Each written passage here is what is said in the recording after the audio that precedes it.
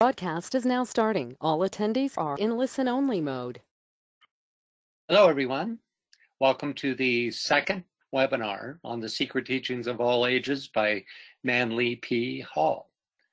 This and all subsequent webinars will be available on makara.us. Just click on the Moria Federation webinars heading. You see it circled in white there at the top.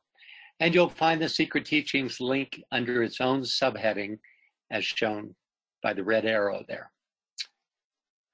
We have begun the introduction of the Secret Teachings, which includes an in-depth essay on the nature and history of esoteric philosophy. But before we pick up where we left off last month, if you can bear with me, I'd just like to return to Babbitt's atom. I found a really significant DK quote that I think is worth taking the time to go back and look at. You may remember that Babbitt's atom illustrates the flow of energy through an atom of substance. So could we get a reader for this DK quote? You're going to have to step right into your concentration because this is DK at his technical best. Can we get a reader, please? Yes, Walter, thank you. Please. Yes. Some idea of the intention that I seek to convey may be grasped by a study of the atom as portrayed in Babbitt's Principles of Light and Color, and later in Mrs. Besant's Occult Chemistry. This depression is produced by radiations which proceed counter to the rotations of the sphere and pass down from the north southwards to a midway point. From there, they tend to increase the latent heat to produce added momentum and to give specific quality according to the source from which the radiation comes. This absorption of extra spheroidal emanation is the secret of the dependence of one sphere upon another and has its correspondence in the cycling of a ray through any plane sphere. Every atom, though termed spheroidal, is more accurately a sphere slightly depressed at one location, that location being the place through which flows the force which animates the matter of the sphere. This is true of all spheres, from the solar down to the atom of matter that we call the cell in the body physical. Through the depression in the physical atom flows the vitalizing force from without. Every atom is both positive and negative. It is receptive or negative where the inflowing force is concerned, and positive or radiatory where its own emanations are concerned, and in connection with its effect upon its environment. Thanks, Walter. So this is a pretty technical statement, but it adds significantly to our understanding of a unit of substance. So before we discuss this, let's take a look at a reorganization of the points DK makes in this paragraph, which hopefully will help in our understanding. Okay, the subject matter of the first half of this paragraph concerns itself with certain radiation generated from outside the sphere of the atom, which he calls extraspheroidal emanations. And these radiations from external sources, one caused a depression at the top of the atom, and you can see if you look at the Babbitt's atom that there's a correlation throughout. They proceed counter to the rotational motion of the sphere, and we can assume that they are running on the along the tubes and spirals that are indicated here. They pass downwards from the top to a midway point, right? He doesn't elaborate on this at any point. You know, what happens, why not all the way down? I don't know. It increases, these radiations increase the latent heat of the atom. They add momentum to the atom, which I interpret to mean the circular revolution, which is in the opposite direction. And possibly, you know, in relation to other atoms as well. Radiations give some specific quality according to the source from which the radiation comes. 7, In the absorption of this radiation by the atom lies the secret of the dependence of one sphere upon another. So said another way, that this extraspheroidal radiation, this radiation from outside, is determines the nature of the dependence on each other of these atoms or spheres, right? Finally, the circulation of this radiation has its correspondence in the cycling of a ray through any plane sphere. Any thoughts or questions about just this much so far? For me, there are three particularly significant points here. The fact that radiation coming from outside the atom is the reason for the interdependency of these atoms. That this radiatory circulation is like the circulation of rays through a plane sphere, which reminds us that the form aspect of what we are so used to calling planes is actually a sphere. Something that, you know, he indicates a couple of times in his teachings, but there's so many illustrations of the planes stacking up on one another, right? Okay, let's read the other points. Every atom, though termed spheroidal, is more accurately a sphere slightly depressed at one location. I suggest that means at the top. And that depression, the vitalizing force which animates the matter of the physical atom, flows through this depression from without. So this vitalizing force we can assume is the radiation. And this depression exists in all spheres, from the solar down to the atom of matter that we call the cell in the physical body. Finally, every atom is both positive and negative. It is receptive or negative where the inflowing force is concerned, the depression, and positive or radiatory where its own emanations are concerned, and in connection with its effect upon the environment. So that positive N at the bottom of the atom is the means by which that atom affects its environment. And the upper pole, where it has that depression, is the means by which that atom is conditioned by this radiatory force. Okay, so I find it really interesting that DK infers that the nomenclature of Babbitt's atom applies, quote, from the solar down to the atom of matter that we call a cell in the physical body. I just might add that this is way, way more info than Babbitt gave out in his original treatise, The Principles of Light and Color. DK really took this and ran with it. You know, we could spend the rest of the webinar on just a discussion of these points, because he just runs a little deeper with this. It's really revelatory. So we could ask some questions like, where do these all-important extraspheroidal emanations come from? Right? Just one of many questions we could ask. So any thoughts on this before we move on into the text? Go ahead, please. Go ahead, please, Scott. Okay. I remember this midway point rings a bell, and I think he's used the term before. And what came to mind immediately was the fourth subplane. Mm-hmm. Uh-huh. And at that point, which is a crucial crux there, that's where it radiates in all directions. Interesting. That's what comes to mind. And I was thinking also this, in terms of the rotation of the sphere, I assume that's counterclockwise. And the emanations are clockwise. Is that the way you see it? I haven't determined that myself. You know, so you know, I can't really answer that. you see, you might be able to tell just by the nature of the way the spirals are drawn, as to which way they're going. I'm not sure. It would take some study of that.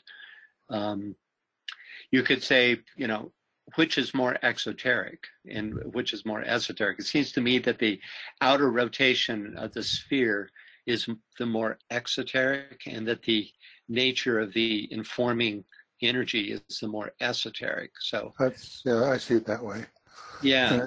It seems to be spiraling down in a clockwise motion on the outside, and so I'd assume inside it's going the other way, but don't know.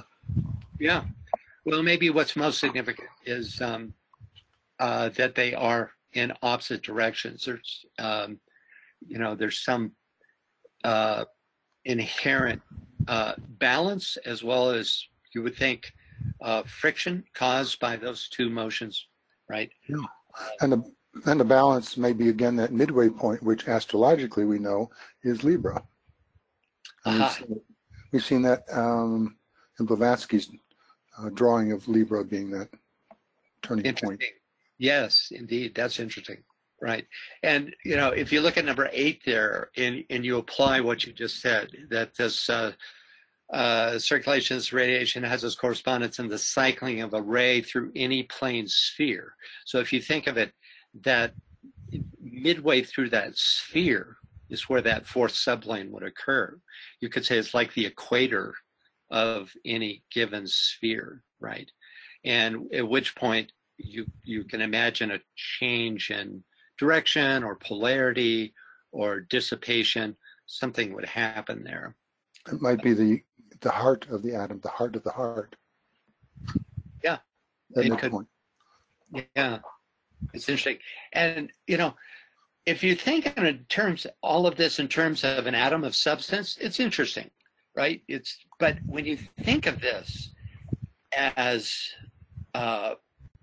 being the model for any life unit, all the way up to a solar logos, it takes on,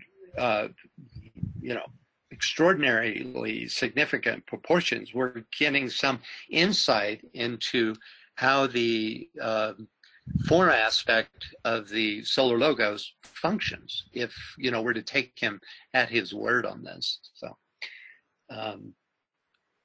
for instance, all of that emanatory quality that comes from the sun would be coming to us from the south end, or the positive end. Of course, it's not literally directional in this. I think you could make a case for all three of the suns, the heart of the sun and the central spiritual sun, being involved somehow in this model. For instance, maybe this radiation from without is coming from an interior sun.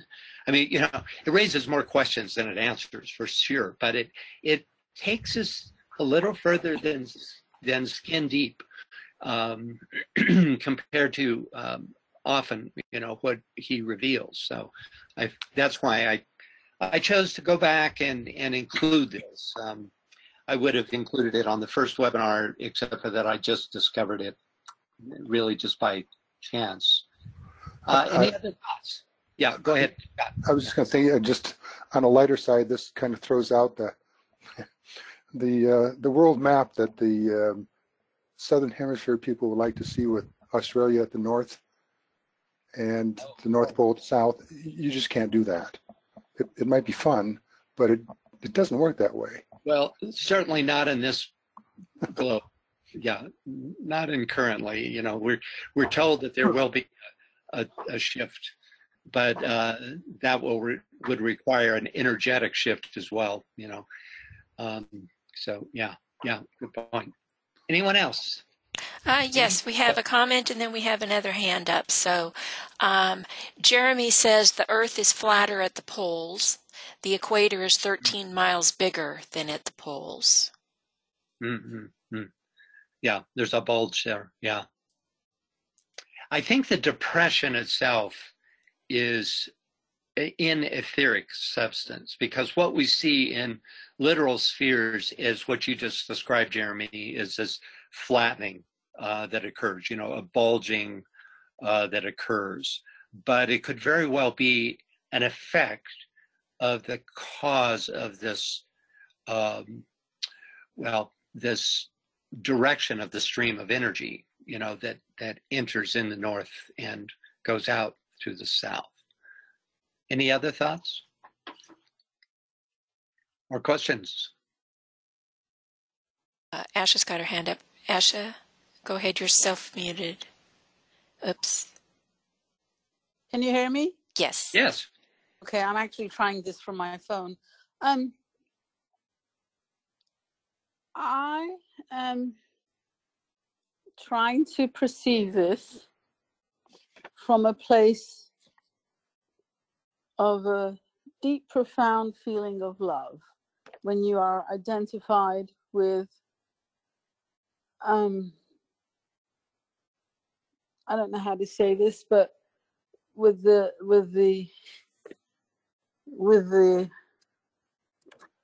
divine presence within. Mm-hmm. Okay, so I'm coming from and this just shows to me, I have this quote in front of me that Michael put in blue. With the identity as being, it says, permeate form with yourself, fill apparent space with yourself, remember the source, life is in the heart, ultimately life is isness, which never can be negated. And I'm looking at this and I'm suddenly seeing that as we go into the infinity, the I am within, and right down to the I don't know what the permanent atom is at a level that you would know, but I sort of relate to it in a feeling way. Mm-hmm. And as I'm thinking that and I'm seeing this, it's just incredible. It links and puts little pieces of the puzzle for me in a way that is just like, oh my goodness, this is the mechanics of how this love works if you keep your vibration and frequency high. So this is how I relate to this in my perspective. Does that make sense to you, Francis, or does it sound like too really feeling too mystical, not occult enough, or what? Stop that. No, it's a wonderful sharing, and it plugs right into the occult science, because if you get back to this idea, first of all, it's a second ray solar system, and we have these extra spheroidal emanations that condition all these, individualities that could be described as atoms, right? And what if that radiatory emanation or substance is ruled by the law of magnetic impulse, which is the law of, that governs interaction between souls, and would be one of the ruling sources of the inner side of physical reality, And if you remember from last time, these atoms plug into each other, right? There were illustrations of them nested in various different ways, right? And that this radiation, which I think, if I had to guess, I would say is exactly that it's the vibration emanating from the logos is the source of our connectedness throughout the solar system, and is also the mechanism of our interdependence, interconnection, right? He says here, in the absorption of this radiation lies the secret of the dependence of one sphere upon another. Another way of saying that is on the interaction of one sphere, the connection, the grouping of atoms, right? So yeah, I very much appreciate. It's funny. I almost included that paragraph that you recited from Michael as an opening statement. And so I might as well at this point say that, in this study, there's a lot of information gathering, but one thing Michael stresses, and it's so important that it bears stating, is that you have to feel, you have to bring into your conscious awareness through the feeling quality, the impact of this information, or it'll just slide off of you like, and it behoves us to maintain constantly, again and again, even when we get knocked off again and again and again, just pick up the state of harmony and balance within our thoughts, feelings, words, and deeds. That is imperative, especially now in this day and age, to do that, because if we do that, we get out of kilter with this perfection that we see here in this sketch. And then if we can maintain it and hold it, then getting back into that I am thing, then through entrainment, it affects everything. So it's actually very beautiful to see, right. And it's I falter and fall off so many times, but when I see it like this, it's like, okay, go back into your eye, go back into that, go back. So go back to those words, permeate form with yourself, fill the apparent space with yourself, remember the source, life is in the, again and again and again and again. How many times a day do you fall off of that, in the daily? I'm always bringing it back into the daily, how to live this in the daily. Well, good for you. A great meditation would be meditate as I was going to say as though you were this atom, but it's not that, is it? It's visualize yourself in the form of this atom of substance, which you are, right? So, you're coming in through the head and the heart. It's going out as service through your lower centers, if you're properly repolarized.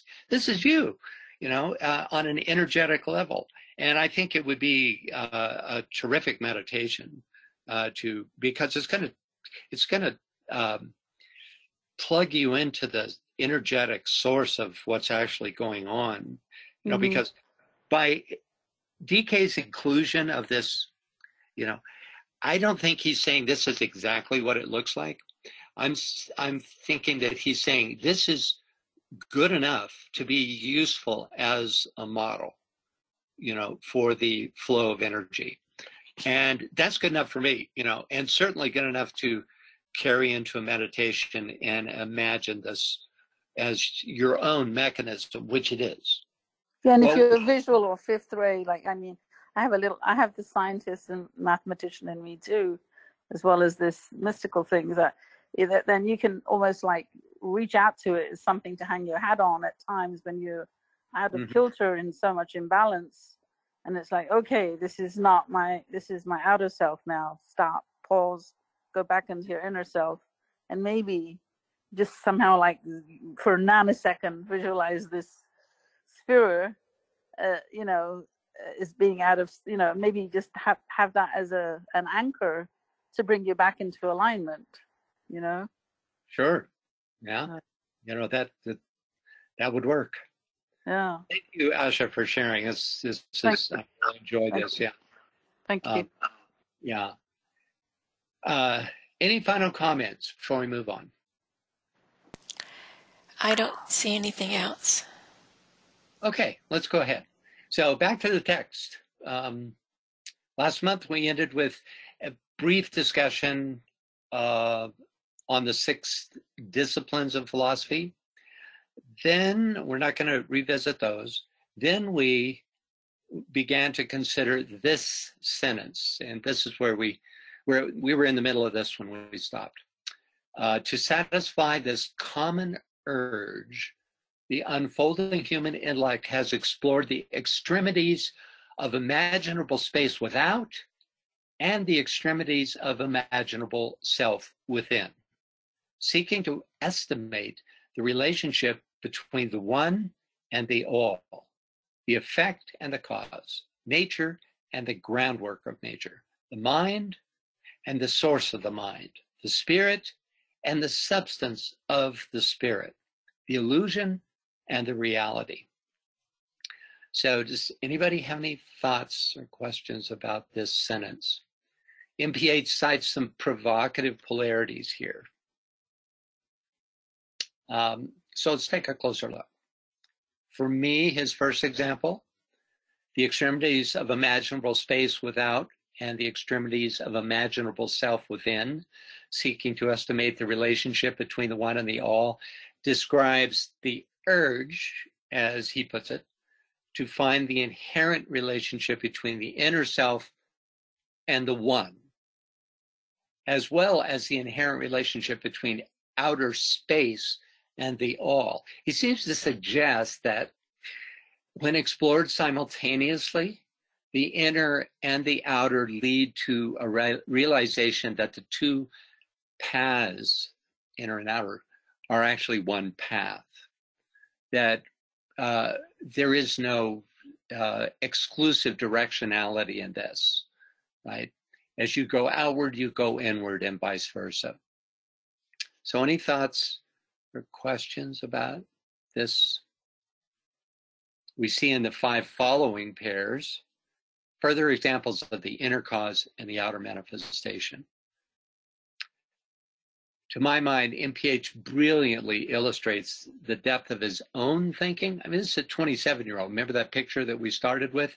You know, it's a kid. But he wrote this phrase, the extremities of imaginable self within. That takes you as deep as you can go within yourself, that phrase. So anyway. Any thoughts on this? Okay then, next up. Can we get a reader for this paragraph? Yes, Asha, can you read that for us? You should be you're self-muted.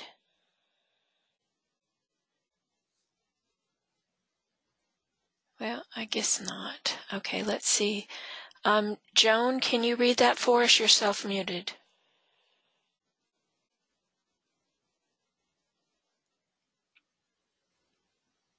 There you go. Can you read that for us, Joan?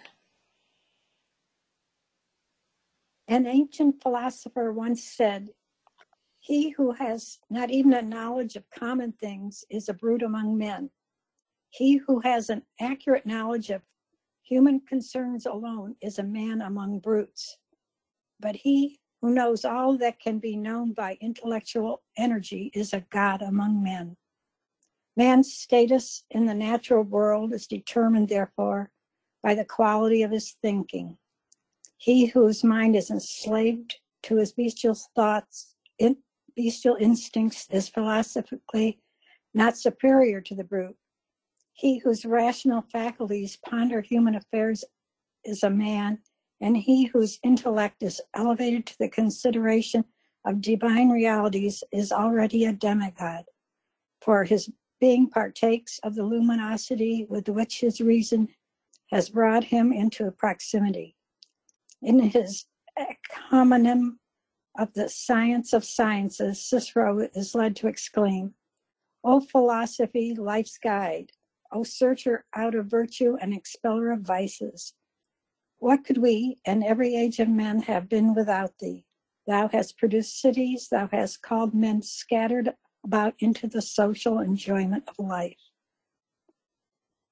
Thank you, Joan. Any thoughts or questions about this paragraph? Kind of takes it away from the form aspect, doesn't it? I mean, we all, you know, if you're a brute, you're inhabiting that is, if you think as a brute, then you're inhabiting the same looking form as you are if you're thinking as a demigod. The idea that a person who considers divine ideas as already a demigod has its roots in mythology. All heroes like Hercules, who have a divine father and a mortal mother, are exemplars of the human condition, right? This is a metaphor of the human condition. They aren't other than we are, right? Because we all have a divine father in the monad. For the true hero's journey leads onto the path of initiation. Any thoughts about this before we move on? Scott's got his hand up, so go ahead, please, Scott. Only to say that I tracked down that quote he began with. It's from Plotinus, who is sort of the father of Neoplatonism, and was surely a high disciple, if not a master himself. Not Cicero. No, the beginning one that he just says an ancient philosopher said. Thank you for that. Yeah, I see. Gotcha. Right, the ancient philosopher that you're speaking of. All right. Plotinus, thank you for that. Yeah, we get a whole lot from Plotinus. In terms of revealing what he is, even at his time. I'm not sure when he lived. Was it first century? Second, from about 200. I looked up about 204 to 270 AD. Yeah, so he's like 500-600 years after some of these great philosophers, this first wave of great philosophers. So, and a lot of times he reveals stuff that doesn't survive from the original. So we owe a lot to Plotinus. Yeah, I think that's the right way to say it. Okay, so since you already have your mic already, why don't you read this, Scott? Okay. In this age, the word philosophy has little meaning unless accompanied by some other qualifying term. The body of philosophy has been broken up into numerous isms, more or less antagonistic, which have become so concerned with the effort to disprove each other's fallacies that the sublimer issues of divine order and human destiny have suffered deplorable neglect. The ideal function of philosophy is to serve as the stabilizing influence in human thought. By virtue of its intrinsic nature, it should prevent man from ever establishing unreasonable codes of life. Philosophers themselves, however, have frustrated the ends of philosophy by exceeding in their wool-gathering those untrained minds who they are supposed to lead in the straight and narrow path of rational thinking. Yeah, pretty scathing, but straightforward enough. There's always the danger among academics. It's a lower mind orientation that ends up having us lose the original search for truth, right? This sentence, the ideal function of philosophy is to serve as a stabilizing influence in human thought, is especially true for esoteric philosophies like theosophy.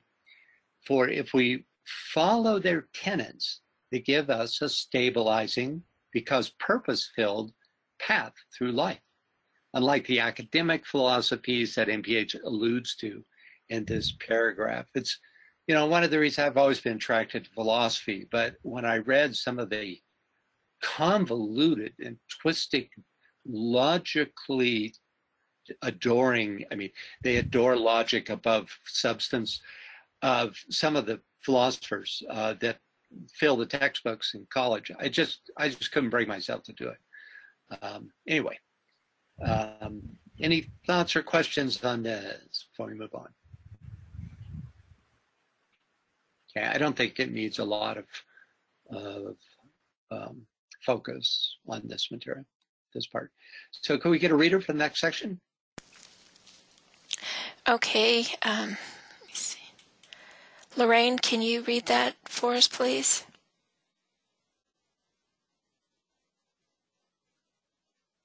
All right, let's try.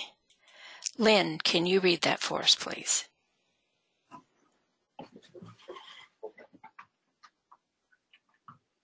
Yes. Thank you. Okay. To list and classify any but the more important of the now recognized schools of philosophy is beyond the space limitations of this volume. The vast area of speculation covered by philosophy will be appreciated best after a brief consideration of a few of the outstanding systems of philosophic discipline which have swayed the world of thought during the last 26 centuries. The Greek school of philosophy has its inception with the 7 immortalized thinkers upon whom was first conferred the appellation of Sophos, the wise. According to Diogenes Laertius, these were Thales, Solon, Chilon, Pittacus, Bias, Cleobulus, and Periander. Water was conceived by Thales to be the primal principle or element upon which the earth floated like a ship, and earthquakes were the result of disturbances in this universal sea. Since Thales was an Ionian, the school perpetuating his tenets became known as the Ionic. Okay, he's waxing a little bit academic here, but he doesn't stay that way. So we'll weather the list of names for the time being. Any thoughts or questions about this? With this paragraph, we begin Manly Hall's survey of the Greek philosophers, beginning with the 7 Greek sages that made up the Ionic school. Francis? I think it's pretty obvious. Yeah. Sorry, Scott's got his hand up. Yeah, go ahead.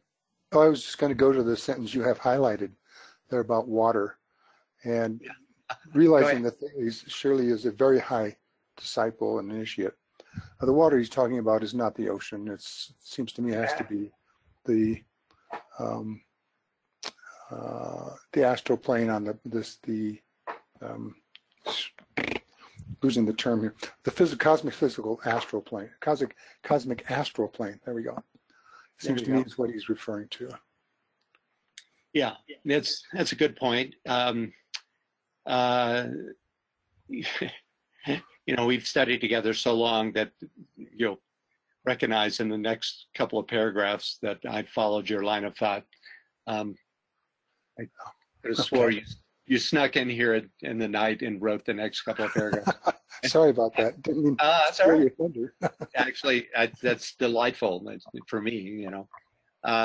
So here's the 7 sages in Wall, right? And it's interesting that it's 7 because there's, obviously more than that, but 7 is a symbolic number that represents a singularity of thought, which is, in this case, the Ionic school, and the Thales was the central point of this particular circle of thought, right? And here we go. I think it's pretty obvious that the element of water cited in this paragraph is a primordial element or conditioned quality, not physical water. We can see Thales' watery element holding up the 7 sages in the illustration on the lower right. In the upper left, the 7 surround Calliope, the muse who presides over eloquence and epic poetry. Just keep this in mind, that the 3rd century AD date for this mosaic means that it was crafted, and therefore these men were honored, 700 to 800 years after the 7 sages lived. And so it was in the same time relation to the Greeks as we are to the 12th and 13th centuries. We tend to collapse those time frames as they move away from us, and we think, oh, well, this is, all way back there. But it was a significantly different time, the 3rd century compared to the 5th and 4th centuries BC. Okay. Thales, founder of the Ionic school and considered to be the first Western philosopher, just period, first Western philosopher, is also reportedly the first to have said, "Know thyself." The beauty of this 2-word injunction lies in the scope of its applicability. From self-awareness in a traditional psychological venue, such as overcoming denial, projection, etc., to soul awareness, as in I lose myself and gain myself, right? And even beyond to monadic awareness, as described by the Leo keywords, I am that I am.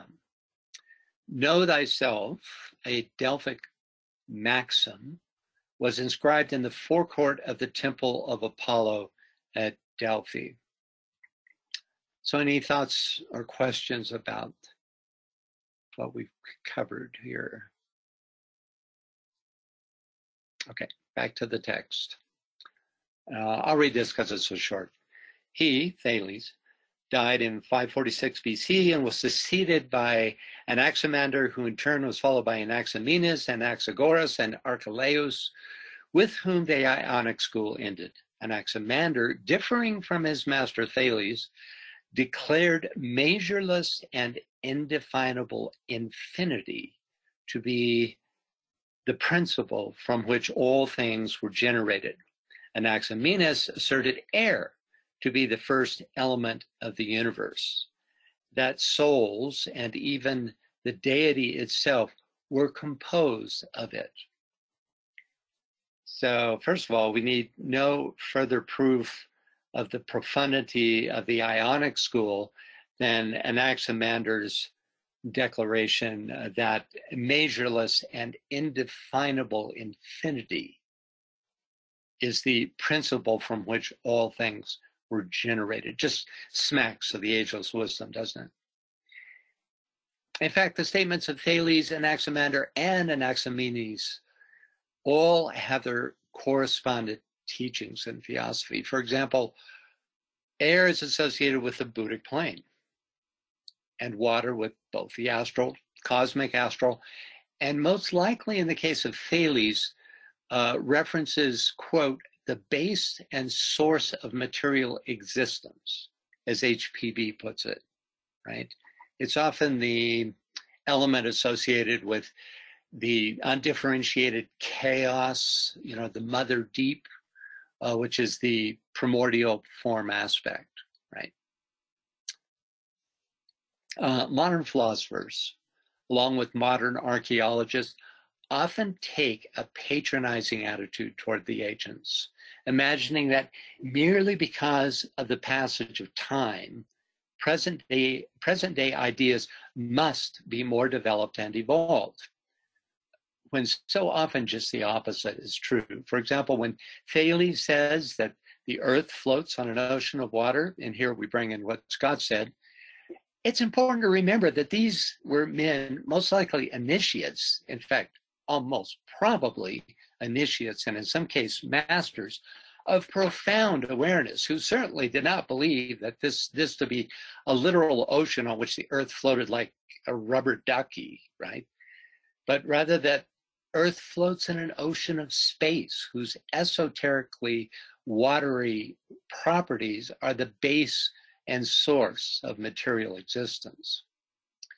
We also have to keep in mind that the teachings given behind the closed doors of the ashrams in ancient Greece are only hinted at by what publicly survives through the pens of much later chroniclers. Still, given what has survived, it is Anaximenes' statement that seems to be most closely descriptive of the teachings on creation found in the angels' wisdom. So, next up, could we get a reader for this paragraph? Hi, Lorraine, are you volunteering to read? Hi, yes. Thank you. Great.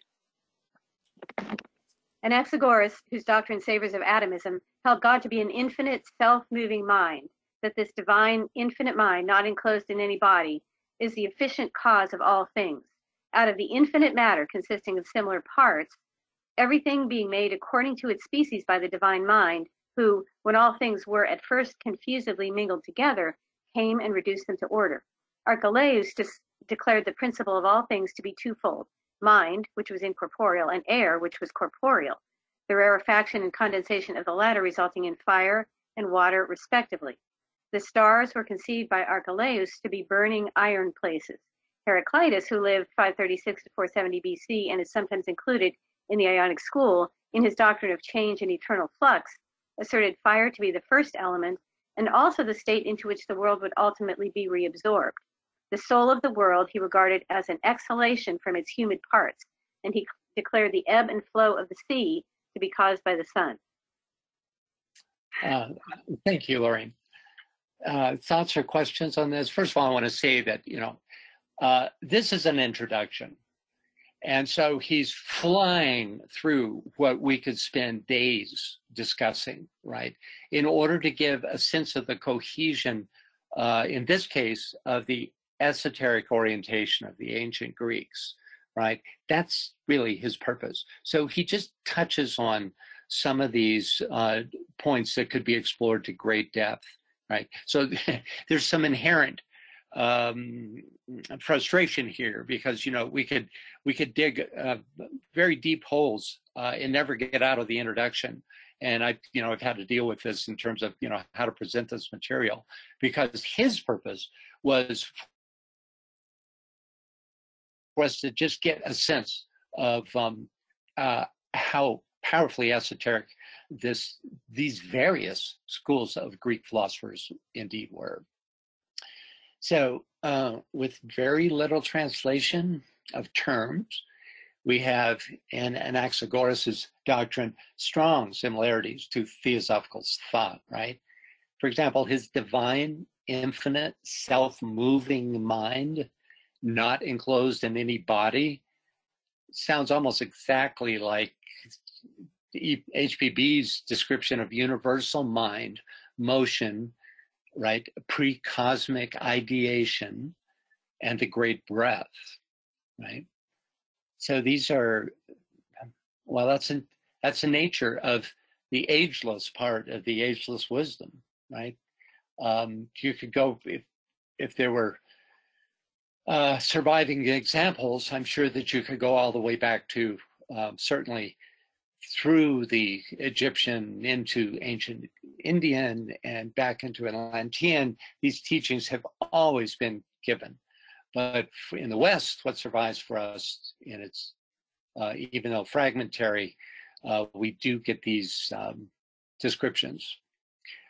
By the way, atomism, referenced at the beginning of this paragraph, is the Greek theory that all substantive reality is composed of tiny, indivisible, and indestructible building blocks called by the Greeks atomos. This, for some reason, this has survived because it became kind of the first theory of scientific physical reality, right? Anaxagoras' infinite matter consisting of similar parts sounds a lot like Mula Prakriti and Pradhana, which are Sanskrit terms for undifferentiated cosmic substance.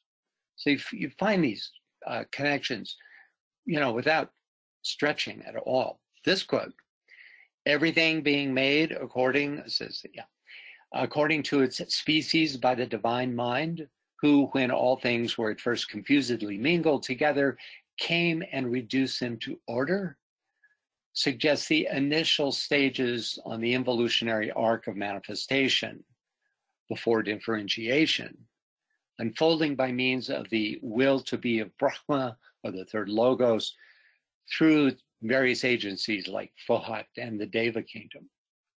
So any thoughts or questions on these points?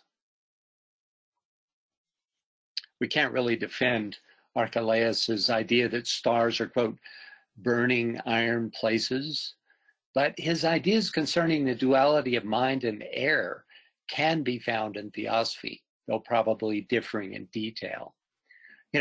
A lot is lost in translation and through just the passage of time and the fact that this material was given as very often secrets behind closed doors of these ashrams, right? So it's almost a miracle that as much survived as did. So theosophical thought considers air to be the highest of the primordial elements, being the substance of the Buddhic plane, thus standing above the fire of the mental plane. So the condensation of air resulting in fire and water, which, you know, on the seen physically is just nonsense, it would seem, but seen esoterically could easily suggest the original evolutionary arc of creation that resulted in the mental and astral planes, and that evolutional arc moving from the Buddhic to the mental to the astral planes. Finally, though we know that the ebb and flow of the sea is caused by the moon and not the sun, Heraclitus's doctrine of change and eternal flux, which asserts that fire is the first element and also the state into which the world will ultimately be reabsorbed, has its counterpart in Theosophy's sea of fire on the highest subplane of the Uddhi plane, as distinct from the fire of the mental plane. So, though erroneous in certain modern scientific particulars, I mean, who could expect any more? The ageless wisdom teachings are well represented in the thoughts of the Ionic school of Greek philosophers. So any thoughts or questions on anything that we've covered here? Okay, turning to the second page of the introduction, we come to Pythagoras.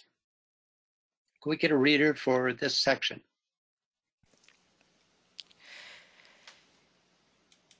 Sylvia, can you read that for us, please?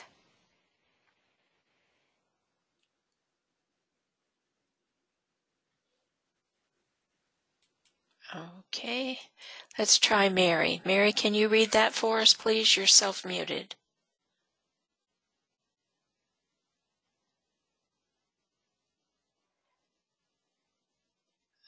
Okay, let's go to Marissa. Marissa, can you read that for us, please? Do I unmute myself? Okay. After Pythagoras of Samos, its founder, the Eleatic or Pythagorean school numbers among its most distinguished representatives Empedocles, Epicharmus, Arctius, Alcmaeon, Hipparchus, Philolaus, and Ecodocus, all those words. Pythagoras, 580 to 500 BC, conceived mathematics to be the most sacred and exact of all the sciences, and demanded of all who came to him for study a familiarity with arithmetic, music, astronomy, and geometry. He laid special emphasis upon the philosophic life as a prerequisite to wisdom. Pythagoras was one of the first teachers to establish a community wherein all the members were of mutual assistance to one another in the common attainment of the higher sciences. He also introduced the discipline of retrospection as essential to the development of the spiritual mind. Pythagoreanism may be summarized as a system of metaphysical speculation concerning the relationships between numbers and the causal agencies of existence. Thank you. So any thoughts or questions about this paragraph? Bring up any ideas for you. Retrospection, as used by the Pythagoreans, is contemplation of one's past thoughts, speech, and actions.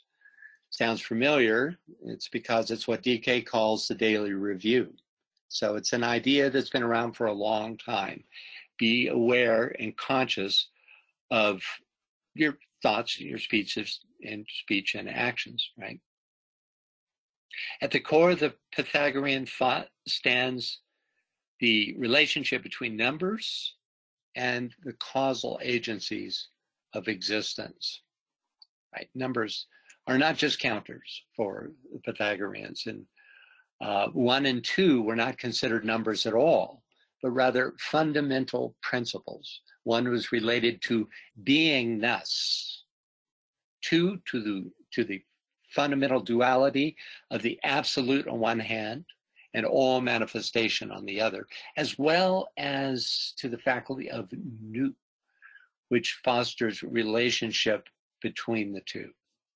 The number 4 was related to the form aspect and to justice, because both 2 times and 2 plus 2 equals 4.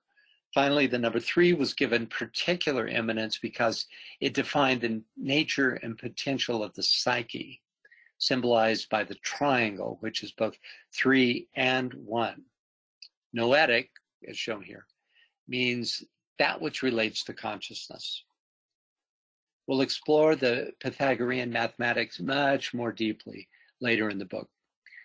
I feel compelled to repeat the intricacies and deeper philosophical meaning of all the early Greek teachers were never publicly disclosed. And though significant, what remains is both exoteric and fragmentary. And nonetheless, we have some profound teachings that have come down to us, right? Okay, any thoughts about any of this? He dedicates a whole chapter to Pythagorean mathematics, so we'll be up to our elbows in the meaning of number and of various geometrical forms as we go on down the line. Okay, could we get a reader for this next paragraph? Dio, can you read that for us, please? Do you hear me? Yes. Uh-huh. Yes, good. This school also first expounded the theory of celestial harmonics, or the music of the spheres. John Reuchlin said of Pythagoras that he taught nothing to his disciples before the discipline of silence, silence being the first rudiment of contemplation. In his Sophist, Aristotle credits Empedocles with his discovery of rhetoric.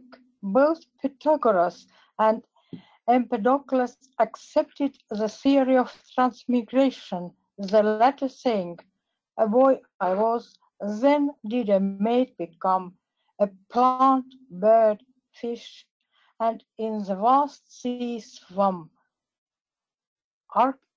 Archytas is credited with invention of the screw and the crane.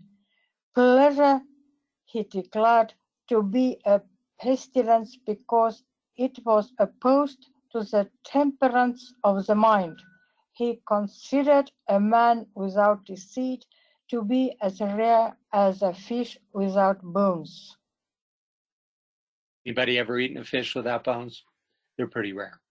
So any thoughts or questions about this? Celestial harmonics, which is being explored by modern science. Anybody picked up Harold Grandstaff Moses's fabulous presentation at the conference this year? It was on this point, how the sun rings like a bell, and that that science has discovered this. He also said that they won't. He actually tried to get him to tell him what note the sun was putting forth, and I guess they wouldn't tell him. That's my memory anyway. So celestial harmonics, which is being explored by modern science, is one of Pythagoras' most esoteric teachings that has made it into the public realm, right? Also known as the harmony of the spheres. It proposes that the sun, moon, and planets all emit their own unique tone, and that the quality of life on Earth reflects the tenor of these celestial sounds. It's really an extraordinary idea. we'll be going deeper into the subject in MPH's chapter on Pythagorean mathematics. This is made all the more important by the fact that there's really no question that Pythagoras was a master of wisdom. Okay. Michael, are you with us? Michael Robbins? No, I don't see that he is. No, okay. Because he has some awareness of which current masters were in the bodies of these ancient Greeks. Like, I think it's in Initiation Human and Solar. I'll look it up here in a second. Yeah, that'd be good. I should have done that. I didn't. But I think in the last episode, Michael mentioned that Iamblichus was Kuthumi, right? And I better not say who we'll see what you come up with. But Pythagoras was, I think, one of the great masters that informs the hierarchy at this time. So, this isn't just some made-up theory. This is, this idea of celestial harmonics and the extraordinary importance of the word and sound in terms of the enfolding energy. Remember, we were talking about radiation from without these individual atoms. Well, this could be one way that this radiation could be described, is in terms of these celestial harmonics, right?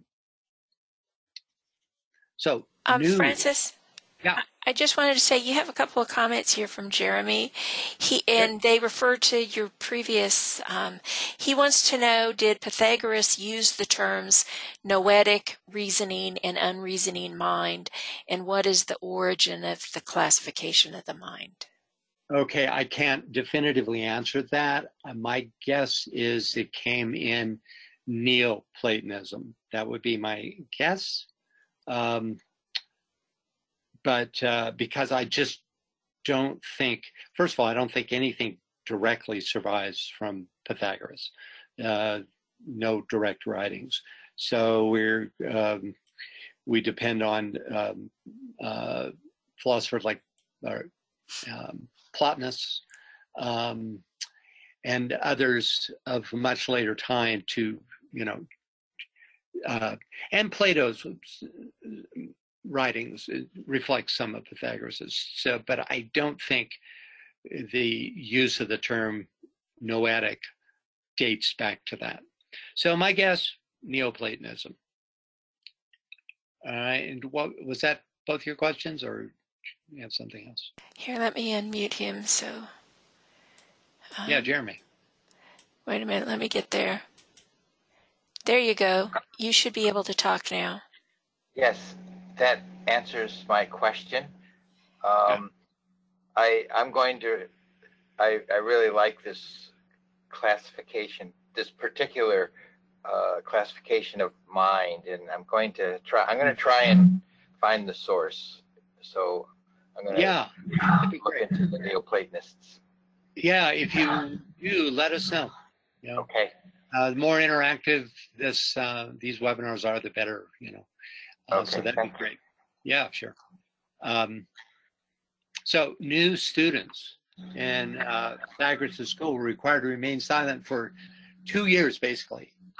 This was seen as a kind of fast track into the science of contemplation, and also helped to spare students and those around those students the hypnotic influence of their own voiced personality perspective. Right? We could do with some of that these days. So any thoughts or questions on anything in this section on Pythagoras that's been written so far? I just want to let you know I didn't find anything in Initiation Human and Solar, so. Look under, let's see, wait a minute. No, that's where it'd be. That's where it'd be. Yeah, that's where I thought it was. Yeah, if you can do, if you have the CD, you can do, a DK-wide search for, I thought I did that though. Anyway, I know. Yeah, I'm doing it in my Word documents because I have the Word documents of everything. And it's mentioned in several books, but not, I couldn't find the, where he tells us. And, you know, it may be an initiation, human and solar. It just may be in one of the footnotes. You know how sometimes he does that? Yeah. It also could be, you know, another source. Yeah. My flawed memory tells me that it was DK. That was Pythagoras. And DK himself. But I, you know, don't take that to the bank. Maybe, you know, if anybody runs across this source information, I know if Michael's with us, he'd be able to tell us. Then, you know, just bring it up at some point, because it helps to inform, you know, our study on, especially on Pythagoras. So, okay, let's take a look at the center page illustration on the left. Are there any among you who read or speak French? If not, I'll read this little first part. If so, if you would maybe unmute yourself and speak up if you're fluent, or just, you know, you can read French, or even if you can't, if you can just read this sentence, that'd be great. No? Nobody's stepping forward? Okay, I'll read it. From Thomassin's Recueil des figures, groupes, termes, fontaines, vases et autres ornements. Okay, and well, so short, I guess I'll just go ahead and read it. Plato's real name was Aristocles. When his father brought him to study with Socrates, the great skeptic declared that on the previous night he had dreamed of a white swan, which was an omen that his new disciple was to become one of the world's illumined.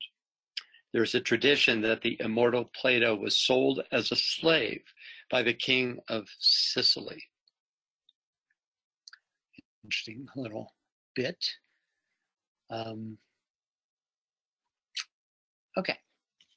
Next up, the Eleatic sect. This is an important school. That's why we're focusing in on it. Can we get a reader for this?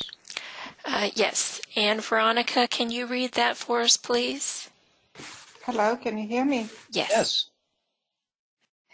The Eleatic sect was founded by Xenophanes, who was conspicuous for his attack upon the cosmologic and theogonic fables of Homer and Hesiod. Xenophanes declared that God was one and incorporeal in substance and figure, round, in no way resembling man, that he is all sight and all hearing, but breathes not, that he is all things, the mind and wisdom, not generated, but internal, impassible, immutable, and rational. Xenophanes believed that all existing things were eternal, that the world was without beginning or end, and that everything which was generated was subjected to corruption. He lived to a great age, and is said to have buried his sons with his own hands. Parmenides studied under Xenophanes, but never entirely subscribed to his doctrines. Parmenides declared the sense to be uncertain and reason the only criterion of truth. He first asserted the earth to be round and also divided its surface into zones of heat and cold. Thank you. Appreciate that.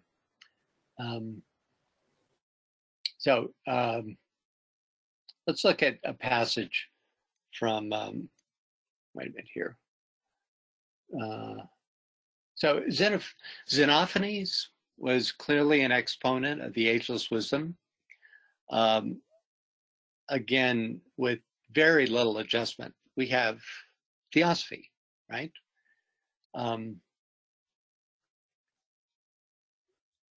DK verifies and expands on the first part of Xenophanes' first statement. God was, quote, one and incorporeal,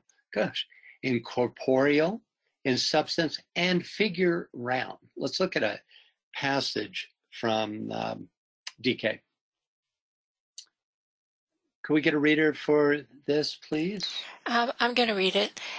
A man is spheroidal in form.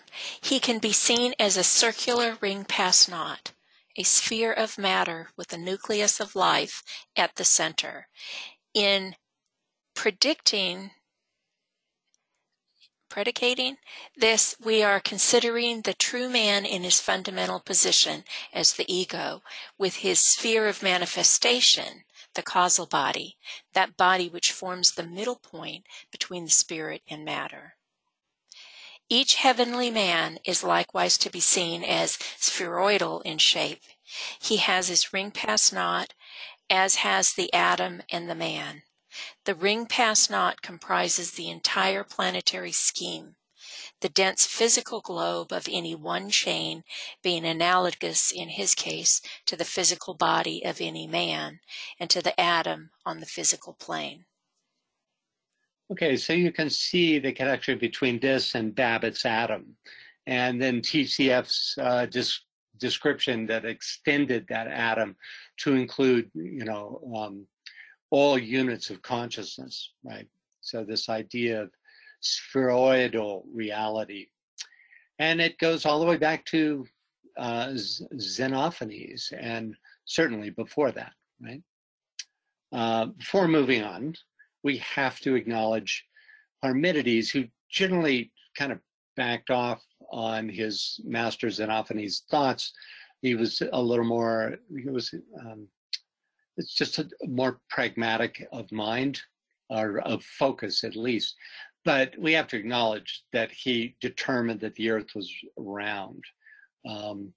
This had been done in ancient Egypt many, many centuries earlier. But then, of course, the knowledge was totally lost as we moved into the Middle Ages. So next up, could we get a reader for this paragraph, please? Yes, but first, before we do that, we have a question. Karen says, Philip Lindsay in his book Masters of the Seven Rays states that Pythagoras was a previous incarnation of Master K.H. Kudhumi, okay. Well, let's see. Iamblichus was, according to Michael, was Kudhumi. So who knows, right? Yeah, it's good to know though. I respect Philip's scholarship quite a bit, so something to keep in mind. All right. Okay, and then Karen, can you read that for us, please?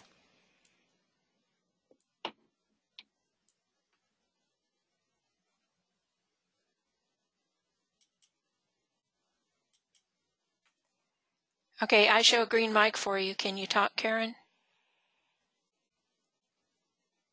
Well, I guess not. Carrie, can you read that for us, please? Okay. Melissus, who is included in the Eleatic school, held many opinions in common with Parmenides. He declared the universe to be immovable because, occupying all space, there was no place to which it could be moved. He further rejected the theory of a vacuum in space. Zeno of Elea also maintained that a vacuum could not exist. Rejecting the theory of motion, he asserted that there was but one God, who was an eternal, ungenerated being. Like Xenophanes, he conceived deity to be spherical in shape. Leucippus held the universe to consist of two parts, one full and the other a vacuum.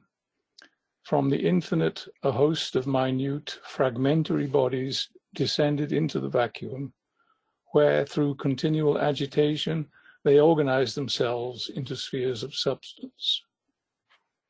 Okay, thank you, Carrie.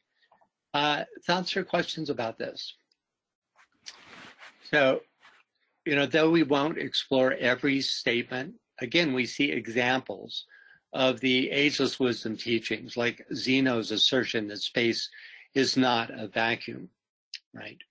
That concept of a vacuum is a pure physical science idea. And even in physical science, they found that There is no such thing as an absolute vacuum, right? Leucippus's comment about the continual agitation brings to mind stanza 3 from the stanzas of Zahn, for those of you who are doing the secret doctrine with me, and the Hindu myth about churning the sea of milk, right? It's this idea of continual agitation in order to create diversity, right? Okay. I'm going to step outside of this teaching role for a moment to say the purpose of this webinar series is to explore esoteric ideas. It is not about covering all the names, dates, and philosophical movements presented in Manly Hall's introduction. So I'll be summarizing some paragraphs as well as skipping those that don't specifically relate to the ageless wisdom. Up till now, they have, but from now on, we'll be picking and choosing. We'll be skipping ones like this next one on Democritus, who enlarged on the theories of Leucippus, and really, at least from our perspective, doesn't have that much to add. So on to Socrates, our next truly important philosopher. And can we get a reader for this paragraph, please? Lona, can you read that for us, please? Yes. Yes, you can unmute you in here. I can see. Socrates, the founder of the Socratic sect, being fundamentally a skeptic, did not force his opinions upon others, but through the medium of questioning caused each man to give expression to his own philosophy. According to Plutarch, Socrates conceived every place as appropriate for teaching, in that the whole world was a school of virtue. He held that soul existed before the body, and prior to immersion therein was endowed with all knowledge. That when the soul entered into the material form, it became stupefied, but that by discourse upon sensible object, it was caused to reawaken and to recover its origin knowledge. On these premises was based his attempt to stimulate the soul power through irony and inductive reasoning. It has been said of Socrates that the sole subject of his philosophy was man. He himself declared philosophy to be the way of true happiness, and its purpose twofold: one, to contemplate God, and two, to abstract the soul from corporal sense. Okay, thoughts or questions on this paragraph? When told that the Oracle of Delphi had revealed to one of his friends that he was the wisest man in Athens, Socrates responded with reasons why the oracle was wrong. He's most famous for Elenchus, now known as the Socratic method, which encourages cooperative dialogue based on asking and answering questions to stimulate critical thinking. There's a whole university called St. John's. It's here in New Mexico, as well as on the East Coast, that completely employs the Socratic method. I sat in for about a week once when I was a kid, and that's their method. They don't teach as you normally find in a classroom, but they encourage through questions, and it's very interesting the results of that. Anyway, his philosophy focused on ethical living based on reason rather than on theological doctrine. A kind of practical yogi, really. This got him into a lot of hot water, for he wasn't afraid to criticize the status quo. As a result, He was brought to trial and found guilty of corrupting the minds of the youth of Athens and of Asebia, which means not believing in the gods of the state. As a punishment, he was sentenced to death, at which time he famously said, "The unexamined life is not worth living." So any thoughts or questions about this truly great philosopher? Well, let's go on and read a little more about him then. Could get a reader for this paragraph. Okay, Scott's got his hand up. So did you have a question? And then can you read for us too, please? I could do both. Thanks. My understanding, the other part of why Socrates was condemned, which was really the most important, was that he revealed secret teachings to which he was not privy to, or even if he was, you shouldn't. My understanding is he wasn't privy to it, but at any event, I understood there were 3 issues there. You gave 2, and the other was Revelation of Mysteries. Oh, that's a really interesting. Where do you have any memory where that comes from? I can find it, but I don't right off. Maybe, you could bring it up in a future session or something, because that would be really easy to know. You know, this really brings an important point up, which is that we really are swimming in exoteric waters here. And, you know, so often there was a kind of myth created around the true events, you know, blinds, they call them. And, you know, Scott here is bringing forward something. This would make, you know, the ruling class of Athens seem to be, you know, of rather low consciousness, right? But that it could have come from an entirely different source, as Scott is suggesting here, because, you know, revealing secret teachings is absolutely forbidden in, you know, all secret societies. And it smacks more of the truth to me than the idea that Athens, who was very tolerant towards its philosophers, would condemn him to death for corrupting the minds of the youth. There's just something doesn't quite feel right about that. But, you know, we don't know. It would be interesting though to find the source of that, you know. Who knows? Okay, you want to go ahead and read? Sure. The principles of all things he conceived to be 3 in number: God, matter, and ideas. Of God he said, "What he is, I know not. What he is not, I know." Matter he defined as the subject of generation and corruption. Idea as an incorruptible substance, the intellect of God. Wisdom he considered the sum of the virtues. Among the prominent members of the Socratic sect were Xenophon, Aeschines, Crito, Simon, Glauco, Simmias, and Cebes. Professor Zeller, the great authority on ancient philosophies, has recently declared the writings of Xenophon relating to Socrates to be forgeries.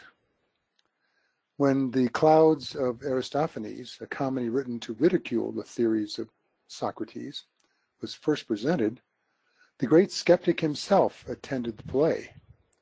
During the performance, which caricatured him seated in a basket high in the air studying the sun, Socrates rose calmly in his seat, the better to enable the Athenian spectators to compare his own unprepossessing features to the grotesque mask worn by the actor impersonating him. Yeah, thank you, Scott. Great story.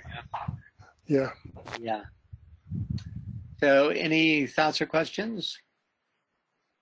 As taught in Theosophy, Socrates' concept of idea as an incorruptible substance, the intellect of God, elevates idea far beyond the realm of lower mind, which is, you know, the way we normally think of it, you know, like I've got an idea. Let's go get an ice cream. It's, not that. DK says, very simply here, ideas are formless and are in effect points of energy outward moving in order eventually to express some intention of the divine creating logos. But perhaps it is MPH's statement, wisdom he considered the sum of the virtues, that best characterizes Socrates' philosophy, which was focused on the ethical evolution of his students and his community. So, any final thoughts on this quick review of Socrates? Like I say, that's one of the qualities of the introduction. When we get to the first chapter here, it's that we'll be going deeper and staying within the bounds of one subject matter much more thoroughly. So any last thoughts on Socrates? Yeah. Anne Veronica says, I'm from Greece and a mathematician, you can understand. I feel hearing all of these names. I have lived with them all my life, and they are my heritage. They are the Pythagorean crimes. It is said that the person who found the non-integral numbers and gave this finding to the people was killed. Well, wow, that's really interesting. Yeah, revealing a function, a mathematical function, was considered, that they had to be put to death. That's a terminal crime is what I was trying to think of. Thank you for that. That's really interesting. Yeah, well, we should have had you pronouncing all these names because we've all been stumbling over them. She read a block that had some of the names in there. Okay. Okay, well, thanks for that. So we'll skip the section on the Eleans and move on to the Megarian sect. It has some interesting points in this. We'll be skipping some more. If we could get a reader, please. Catherine, can you read that for us, please? You're self-muted.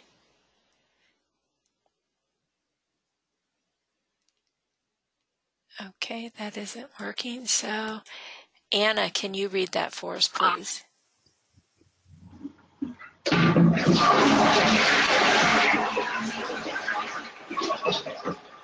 Quite a voice you have. Okay, that's just too much disturbance. Yeah, it's best not to read while you're swimming. Mary, can you read that for us? You're muted, self-muted.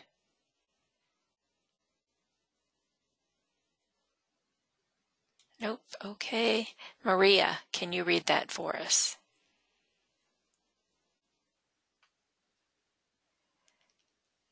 Okay, I'll give it a shot.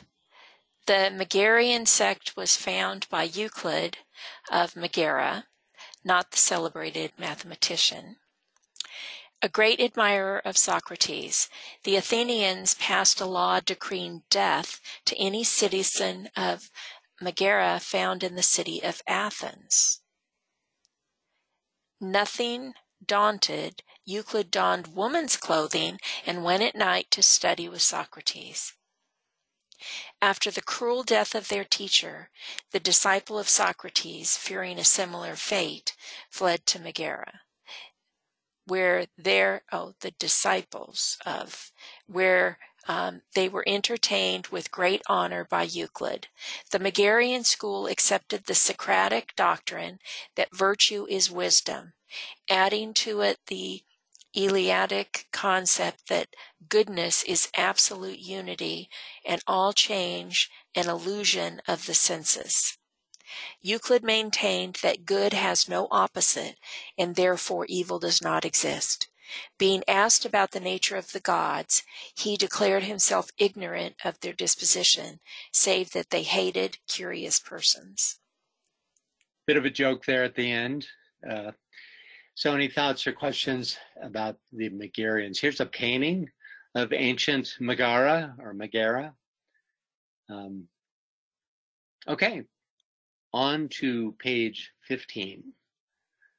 Can we get a reader for this first paragraph? Lynn, can you read that for us, please?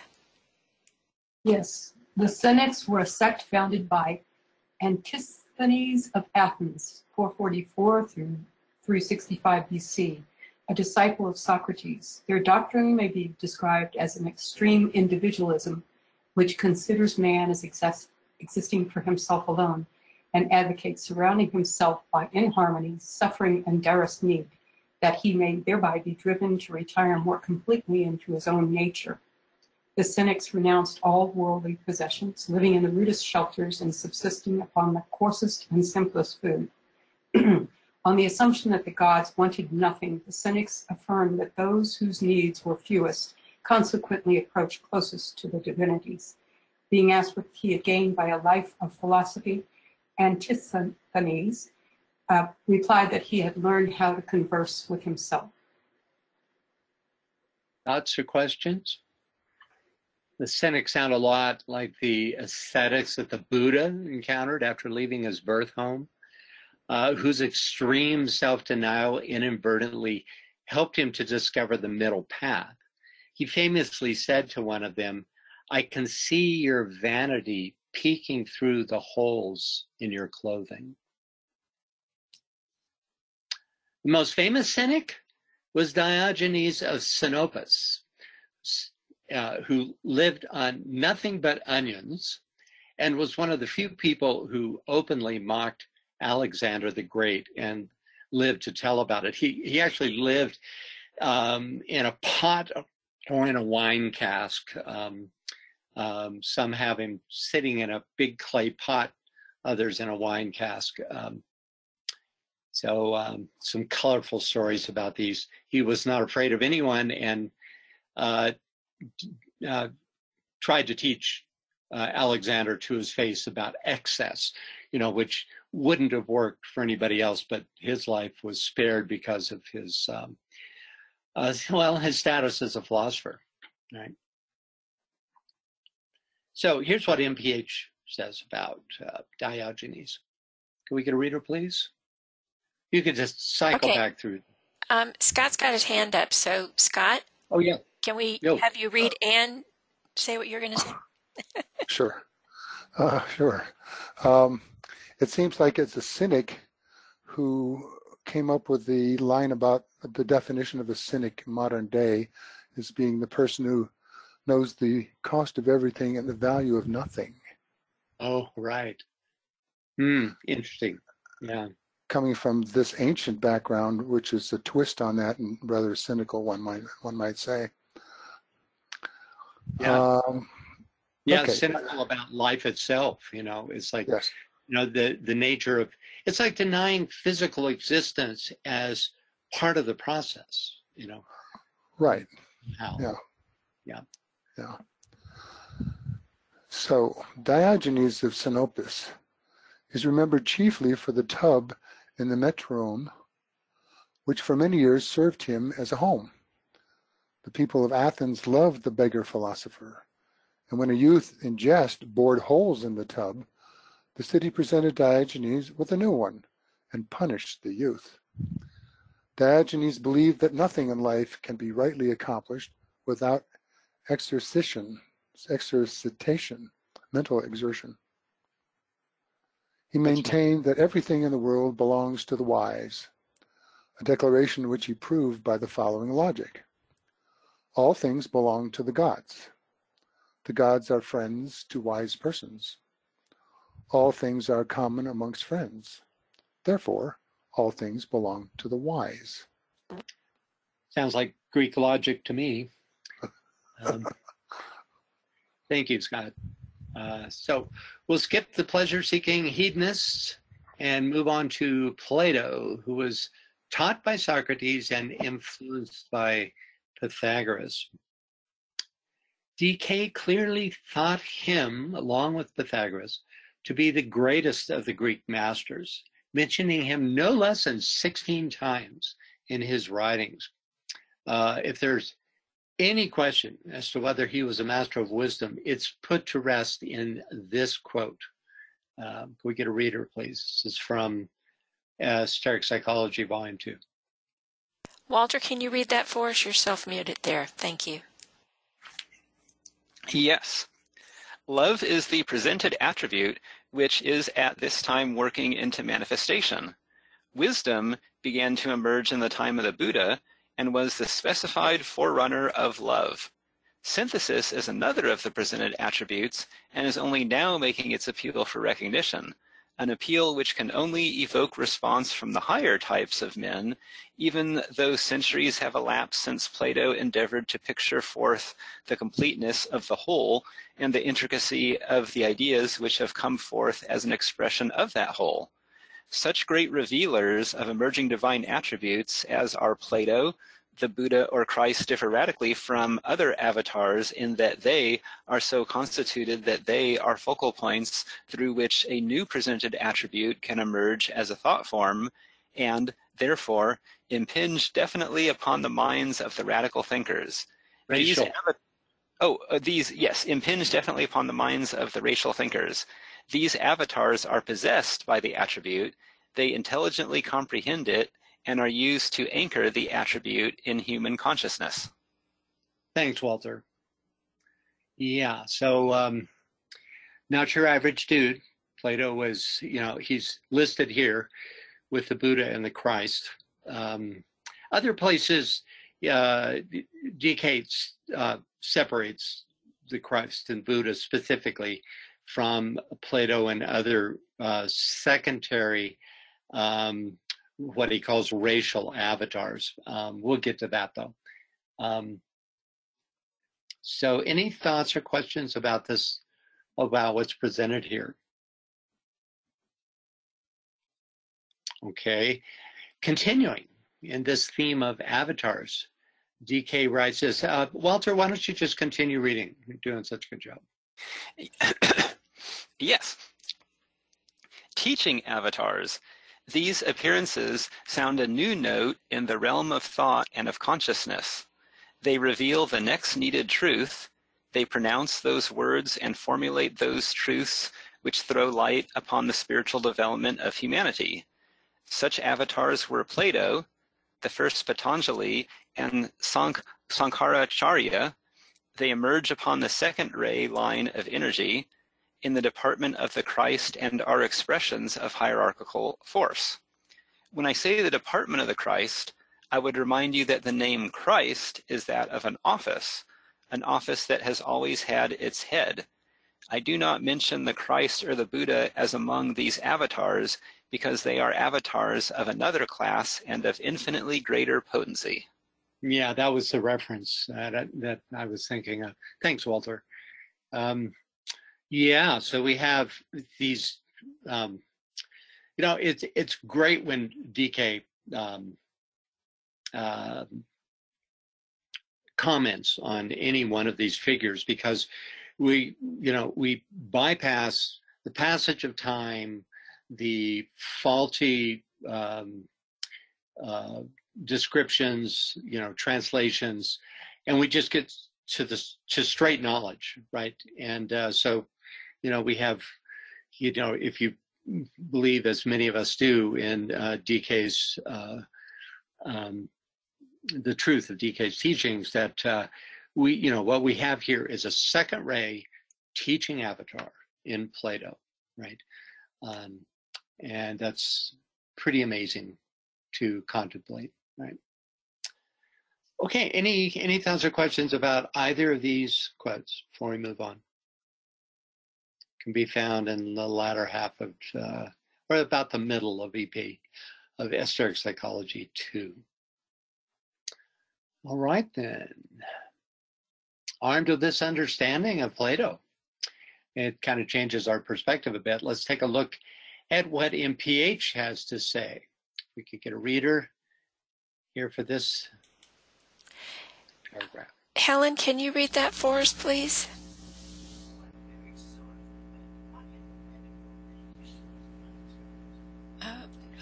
Okay, let's, Jeremy, can you read that for us, please? Yes. Chief among the masters of Plato was Socrates.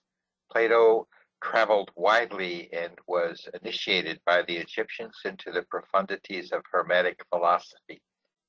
He also derived much from the doctrines of Pythagoras. Cicero described the threefold constitution of Platonic philosophy as comprising ethics, physics, and dialectics.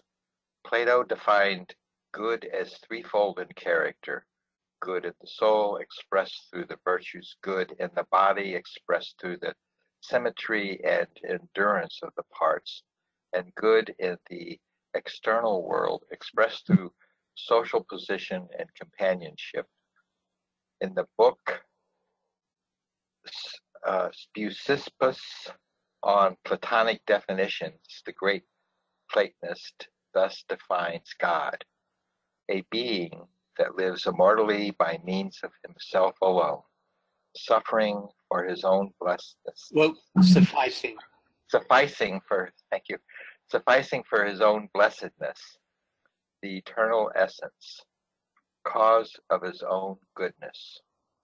According to Plato, the one is the term most suitable for defining the absolute, since the whole precedes the parts, and diversity is dependent on unity, but unity not on diversity. The one, moreover, is before being, for to be is an attribute or condition of the one. Thank you, Jeremy. Thoughts or questions on this extremely profound paragraph, right? This last section is a defining example of why DK considered Plato to be the first revealer, at least in the West, of the attribute of synthesis. In particular, the last sentence, the one, moreover, is before being, or to be is an attribute or condition of the one.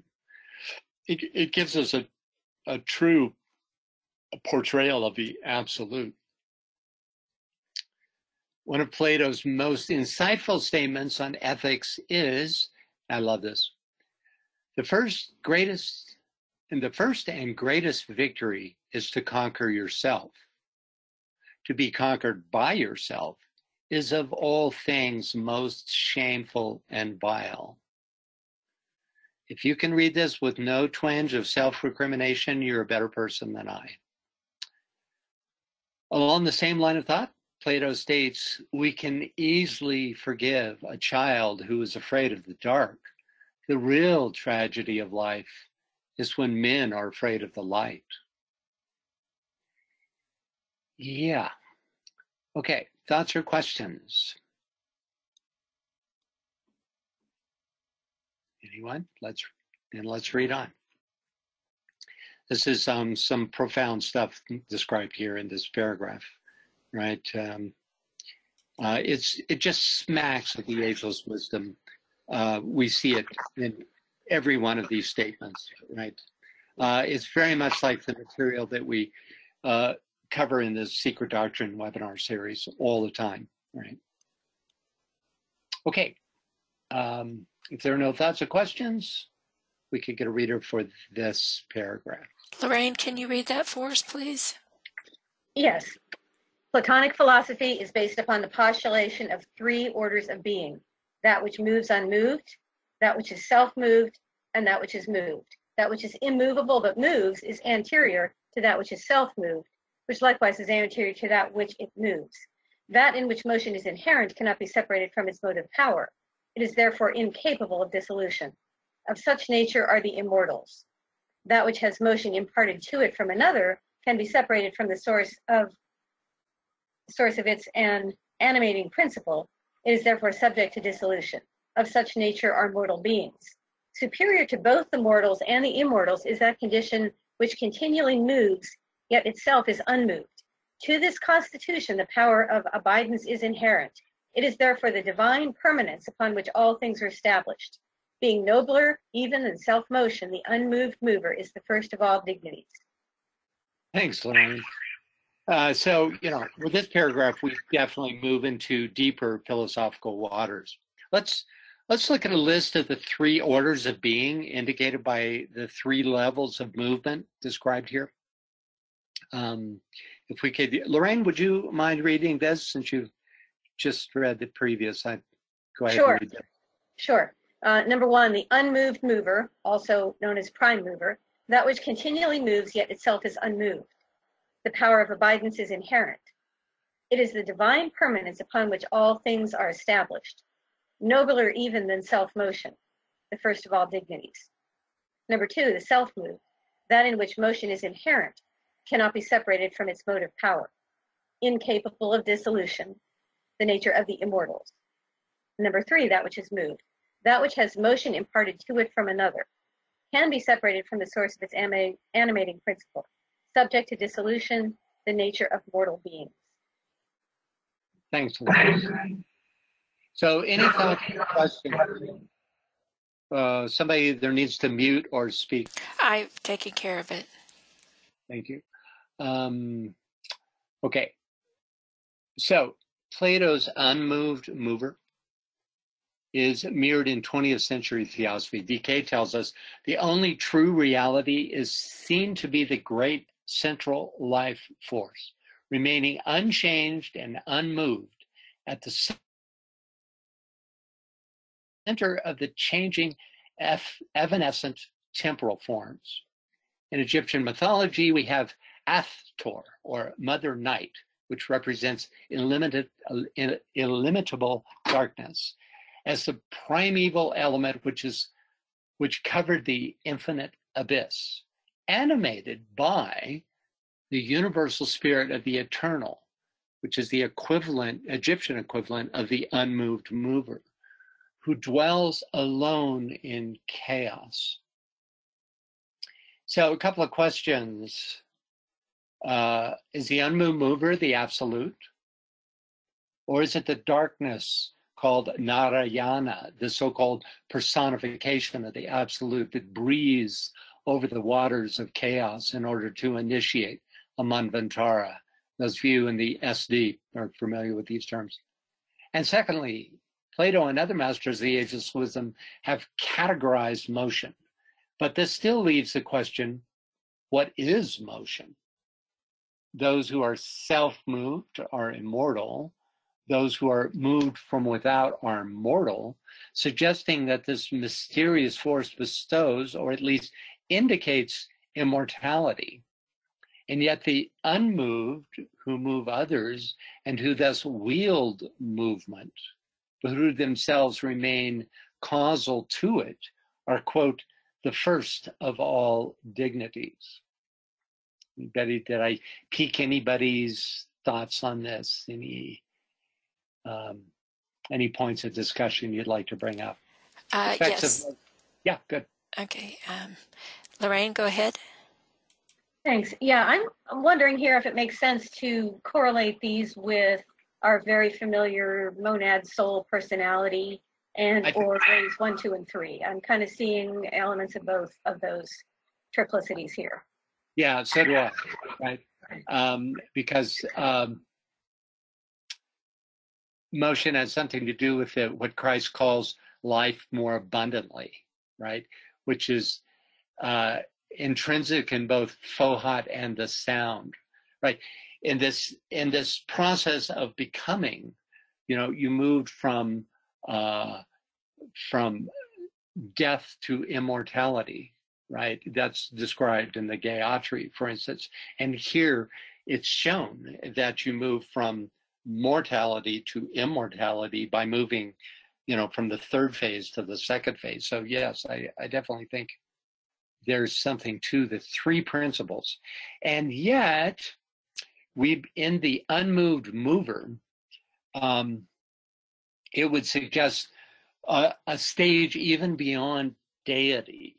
That is to say, that first logoic position from which deity emerges. So you could either say, the deity belongs to the self-moved, or to that first, but I tend to put it in that second phase, right? It's, you know, without knowing more about Plato's teachings, it's difficult to know what he thought of this. You know, I'm sure that it was spelled out to much, much finer detail, you know, as I say, behind closed doors, right? But yeah, I definitely think that the three principles, you know, of existence, you know, the form aspect, consciousness, or the soul aspect, and monadic are definitely related, you know, to this idea. Certainly in our own lives, the monad would be in the position of the unmoved mover, right, or the prime mover. There's nothing in our makeup that moves the monad, you know. From a cosmic point of view, you know, it's hard to know. Any other thoughts about this? Yeah.